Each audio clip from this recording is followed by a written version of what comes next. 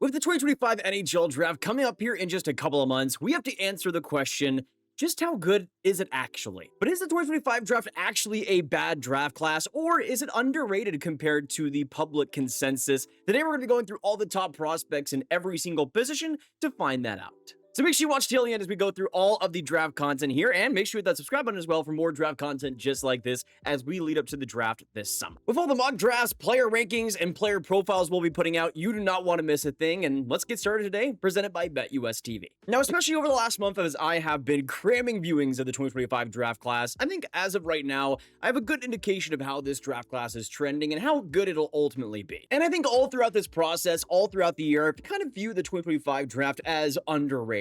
Though I don't think it's a fantastic class. I don't think you're going to see 10 different Hall of Famers. I think this class has a lot of really great players in the future, just not that unbelievable generational prospect. I think the big difference compared to some of the other draft classes that maybe are viewed as more high-end is that we don't have that type of generational prospect going in. A Connor Bedard or a player like a Lachlan Celebrini who just leads their draft class in so many critical areas. We haven't really had one player definitively taking that number one spot that's been that elite player all throughout, and I think that kind of shapes how people view this class. And I think it is something worth mentioning as well with the World Juniors and how much that really affects the hype around prospects. You had the dominant play out of players like Bedard and Lachlan Celebrini in the World Juniors in their draft years, but you look at the top two Canadiens in this draft in Matthew Schaefer and Michael Misa, two fantastic players that I think will be great in their respective positions. They both had minimal impacts at the World Juniors at best. Matthew Schaefer, of course, only playing 2 games. I thought looked amazing in those games, but because he wasn't there long term, it affected a little bit of the hype there. And you also had Michael Misa, who was absolutely shafted from the World Junior team, was in my opinion the best player in the CHL, the best overall player there. Somehow didn't even get on the roster, which is just absolutely criminal. But I think if he was there, he would have been a great player, one of their better offensive pieces. But because he wasn't there, the World Juniors, the hype around him, I think, gets lessened, unfortunately. But you look at a player like Michael Misa, and it really shouldn't, because if you actually look at a lot of the prospects and what they're doing in this draft class, a lot of the stat lines, a lot of what they're producing especially, has been extremely impressive. I mean, we talk about a player like Michael Misa and what he's been able to do in the OHL this year. In 65 games, 62 goals, 134 points. One of the best draft seasons we've seen out of any OHLer over the last 20 years. He has been right up there among the best, and I would argue, again, the best CHL player, which for a draft eligible is extremely hard to do. And this is, again, why I'm so sad that he wasn't there at the World Juniors, because I imagine if Michael Misa was at least a point per game there for the Canadiens, or was a massive play driver for that team, even potentially leading them in point scoring, and he had the season he had in the OHL, I think people will be talking about him nonstop. They'd be talking about how unbelievable this player is, how impressive he is, and how he's the next franchise player, just looking at stat lines and not even watching him. But I think in this case, we haven't gotten the true hype that he's really deserved. You have players in this class that I think have been producing at pretty generational rates that aren't quite frankly getting the respect they deserve, at least in a widespread area. And I think that's disappointing. Again, you have a player like Michael Misa, but even a player like Porter Martone, what he's been able to produce in his OHL draft year, 98 points in 57 games. That's an elite draft year. You got players as well in the Ihs-Wozniak, like Victor Eklund, who's done as well as he's done. Anton Frindell, which put up, I think, the best season of a U18 player ever in the Ihs-Wozniak. He's right up there. And you see, he was almost a point per game in such a hard league to produce in. And that's, to me, again, another reason why I think that the World Juniors had affected so much, because Frindell wasn't at the World Juniors. Eklund was there, but he wasn't this generational player or anything, just a good player in that spot. And that, to me, is what I think is changing the perception, because really, besides James Hagens, there hasn't really been that true unbelievable producer at the World Juniors this year that took the whole thing by storm. Hagens was the closest to that, and I think he was just pretty largely a great player there, not a generational one or anything. But in my personal opinion, I think this top 5, top 6 is extremely balanced, and especially at the top end with a player like Michael Misa, he to me can be a franchise centerman. He to me can absolutely be one of the better first-line centers in the league with the balanced play that he has, how good he is on the rush, how good his skill set is, how mature he is. He's exactly what you want to have, I think, as a captain in the future. But even though he's not on the level of a Connor McDavid, I do get that, and I don't think he's ever going to be reaching those levels. I still think in terms of the hype, Misa deserves a lot here, and I think, quite frankly, is getting underrepresented in this draft. If you're looking for anybody that's putting up the stellar numbers that you are looking for in a first overall pick, Michael Misa has done that. You also have to consider Matthew Schaefer, who's been the longtime #1 for a lot of people as well in this draft class, how he got injured in the second game of the World Juniors and hasn't played since.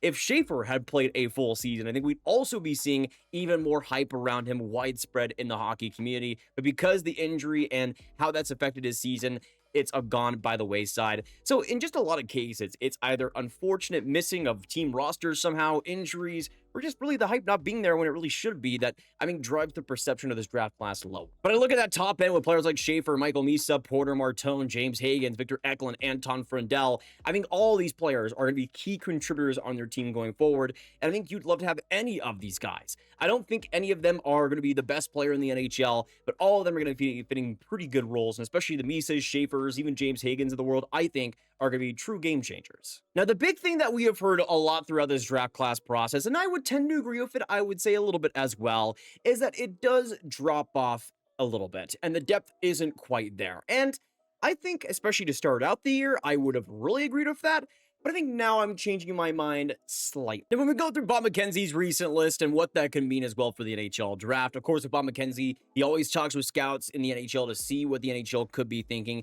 and it's the best general consensus to see how the NHL draft could shape up. We don't have the final rankings yet, but this is a pretty good indication of where things are headed. And you look at it, and again, I think the top end players are still pretty prominent, even though I think Michael Misa, for me personally, would be #1. You can go about your ifs and buts with all the placements, but I look at the depth here, and personally for me, especially if this ranking were to hold similar throughout the next few months, there are so many opportunities for big time value in this draft class that I think might get underrepresented. I mean, you have a big player like Victor Eklund at 8th, which I think would be a phenomenal pick. He's so NHL ready, so projectable, and plays such a mature game already. But you just go down through the list, and a player like Jake O'Brien at 9, I mean, that's solid value at the position. I really like what I've seen out of him. Ratty Murka at 12, I think he's really progressed well in the WHL this season, has shown some big-time potential. You keep going down the list. Carter Barrett was absolutely phenomenal this year. Another situation that I think might be affected by injury, having that ACL tear is pretty rough, but he's somebody that I think still has a lot of long-term potential. But again, keeping going, you got a player like Ihs-Wozniak at 18, who I think will be higher by the time the draft is done, but he's somebody with big-time confidence, who I think will be a leader on an NHL team going forward. You got a player like Colin Potter at 20, who I'm a huge fan of. The potential, the skill set, the vision, and the creativity is all at a high-end level, and already doing some pretty good things in the NCAA with some tough deployments here and there.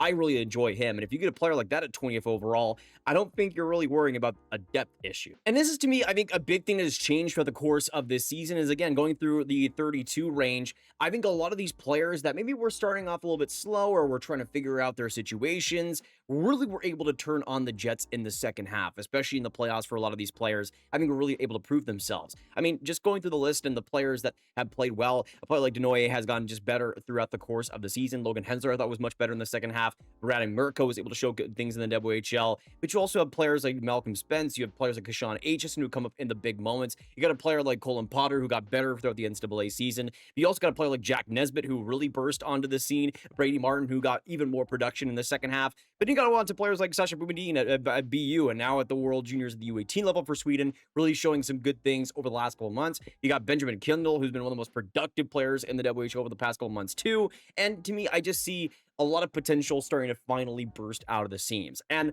I'm going to be interested to see this because I think, again, at the start of the season, there was a lot of conversation about this draft being a poor class, weaker depth. But honestly, as the season has gone on, I think it's honestly whipped back to a pretty average level depth-wise. Again, I don't see it becoming the best draft in the world, especially when it comes to the depth. I still think it's a bit of a weakness, but before, if you asked me in October, I would have said there was a clear drop-off after like 6, 7, 8. Now I think there's more of a clear drop-off after 15, 16, 17, which I think is pretty average compared to other NHL drafts in the past, at least for how I look at it coming into the draft. Of course, I've been able to see more prospects, get more time to acclimate to these guys and really understand their games, so that does affect things, but I think the depth has honestly improved. I think a lot of these guys that were outside of the first round to start out the year have really pushed themselves into major parts of this first round. I think that's been a pretty big change of pace as well.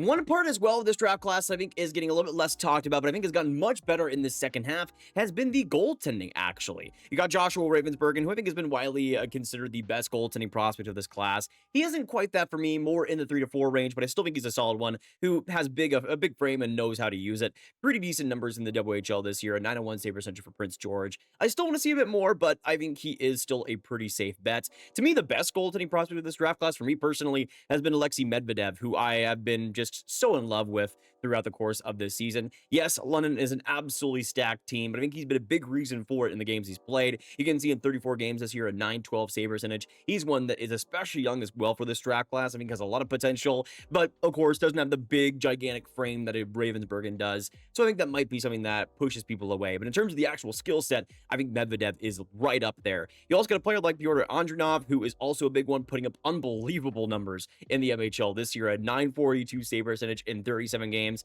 You can never really, I think, make it a bad bet going for a high-profile Russian goalie. It almost always seems to produce at least some value out there for you. So I think in Andrianov's case, he's something that also should be up there. You got players like Jack Ivankovich as well, Cam Hendrickson, a lot of players I think have been producing good results in the second half. And I think in terms of the top end, players like Medvedev as well, I'm a huge fan of.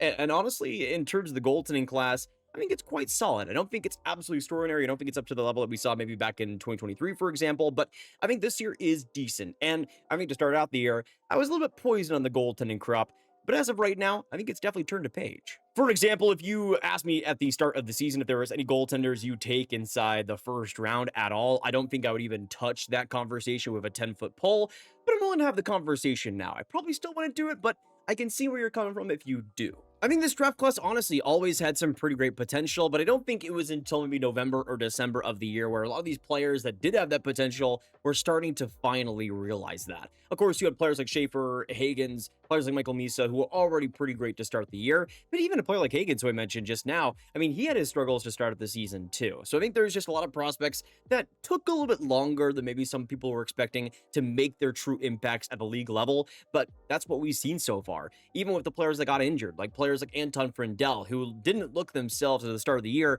were absolutely on fire in the Allsvenskan to end the season and showed exactly why they're top picks in this year's draft. So I think in a lot of cases, patience was kind of needed for these guys. And I do hope, honestly, the conversation does turn around here. Again, I don't think it's going to be at an unbelievable elite franchise draft level, but I think this draft honestly might surprise some people. And I think it honestly is going to produce a few pretty good steals here too, especially outside of the top 10. It's the Wild West, which yes, always does happen, but especially this year, there is so much variance with the injuries and the inconsistencies. Trying to weigh so much of that in this class has been a pretty big challenge for a lot of people. And I think that's a big reason why this class, looking back on it, might surprise a lot of people by the way it's executed.